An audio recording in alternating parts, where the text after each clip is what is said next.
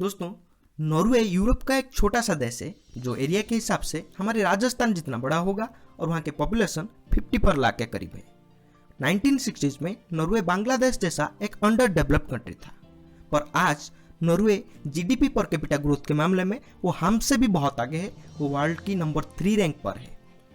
Unemployment rate वहाँ पे बहुत कम है। Life expectancy, ease of doing business, public integrity, इन सब मामले में वर्ल्ड की टॉप 5 नेशंस में से एक है और वर्ल्ड की मॉनेटरी वैल्यू के हिसाब से वो वर्ल्ड की सेकेंड वेल्थीएस्ट कंट्री है।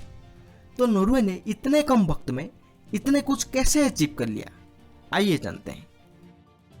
1960s में नॉर्वे की इकोनॉमी बांग्लादेश जैसा एक अंडर डेवलप्ड कंट्री की तरह था, क्योंकि तब नॉर्वे की इकोनॉमी मेनली फिशिंग पर डिपेंडेंट था। पर 1969 में नॉर्वे की एक शिप ने नॉर्दर्न ओशन में पेट्रोलियम का डिस्कवरी किया और ये ऑयल रिजर्व बहुत बड़ा था। पर नॉर्वे ओपेक यानी organization for petroleum exporting countries, जिसमें UAE, Kuwait, Iraq, Iran, Saudi और वेनेजुएला जैसे कंट्रीज शामिल हैं, उनके साथ शामिल ना होकर अकेले ऑयल एक्सपोर्ट करने का फैसला करता है।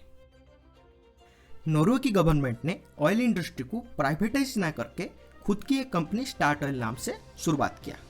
ड्रिलिंग और प्रोडक्शन राइट्स खुद की company hydro and saga petroleum को दे दिया। अब सारे पैसा नॉर्वे की गवर्नमेंट के पास आने लगे, तो इसमें जो प्रॉफिट हुआ वो नॉर्वे की जीडीपी पर दिखने लगा। नॉर्वे की जीडीपी जो 1960s में $12 बिलियन का था, वो 70s में बढ़कर $65 बिलियन हो गया, यानी 5 टाइम्स से भी ज़्यादा बढ़ गया है। पर नॉर्वे की गवर्नमेंट को पता चल गया था कि वो ऑयल की भरोसे नहीं रह सकते हैं, क्योंकि ऑयल की मार्केट बहुत वोलाटाइल है और इसके ऊपर कंप्लीटली डिपेंडेबल होना एक कैटास्ट्रोफिक स्टेप हो सकता है।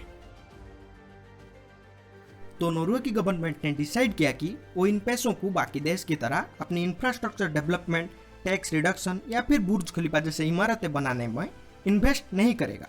वो इन पैसों को सॉवरेन फंड में इन्वेस्ट करेगा, यानी इंटरनेशनल बाजार में स्टॉक्स, कमोडिटीज, बॉन्ड्स, इनमें इन्वेस्ट करेगा। आज नॉर्वे की इन्वेस्टमेंट करीब $1 ट्रिलियन से भी ज़्यादा है। इसका मतलब यूएसए, चाइना और इंडिया से भी बहुत आगे है और ये वर्ल्ड में नंबर 1 रैंक पर है और वर्ल्ड की पूरे स्टॉक्स का 1% नॉर्वे के पास है। अगर ये रकम को नॉर्वे की पॉपुलेशन से डिवाइड किया जाए तो हर किसी को $2 लाख मिलते हैं, यानी इंडियन वैल्यू में 1,47,41,500 रुपया। नॉर्वे की गवर्नमेंट अपनी इन्वेस्टमेंट से जो प्रॉफिट्स मिलते हैं उसे अपनी डेवलपमेंट के लिए यूज करता है। अकेले 2019 में नॉर्वे को $180 बिलियन का प्रॉफिट मिला था, यानी इंडियन करेंसी के वैल्यू के हिसाब से 13,26,735 करोड़ रुपया मिला था। और ये सारे प्रॉफिट्स नॉर्वे की government education, health care and other public welfare में खर्च करता है। नॉर्वे में education, health care and other public services लोगों को हाई क्वालिटी सर्विस के साथ साथ फ्री में अवेलेबल किया जाता है। आप कोई भी कंट्री से क्यों ना हो, आप नॉर्वे में जाके किसी भी यूनिवर्सिटी में अपनी मेरिट के हिसाब से एडमिशन लेके फ्री में पढ़ सकते हैं। नॉर्वे की इकोनॉमी आज भी ऑयल एक्सपोर्ट को छोड़कर फिशिंग पर डिपेंडेंट है। नॉर्वे चाइना के बाद सी फूड एक्सपोर्ट के मामले में सेकेंड रैंक पर आता है। नॉर्वे के पास एक वेल एजुकेटेड वर्कफोर्स है और वहाँ अनएम्प्लॉयमेंट रेट बहुत कम है और लोगों की लाइफ एक्सपेक्टेंसी बहुत ज़्यादा है।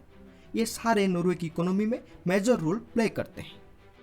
पर नॉर्वे बहुत कॉस्टली है, क्योंकि वहाँ पे टैक्स रेट पूरी दुनिया के मुकाबले बहुत ज़्यादा है। पर वहाँ पे रहने वाले लोगों को इसे कोई प्रॉब्लम नहीं, क्योंकि उन्हें इसके बदले में free education, health care, transport जैसे सर्विसेज मिलते हैं। तो आपने देखा नॉर्वे की गवर्नमेंट की सॉवरेन बॉन्ड में इन्वेस्ट करने का फैसला कैसे नॉर्वे की तकदीर को बदल कर रख दिया।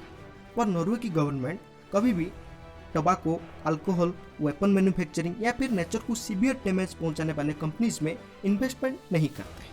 तो ये रही सारी जानकारी नॉर्वे के बारे में। आपको वीडियो कैसी लगी मुझे नीचे कमेंट करके जरूर बताइए एंड चैनल को सब्सक्राइब करने के लिए मत भूलिए। And thanks for watching.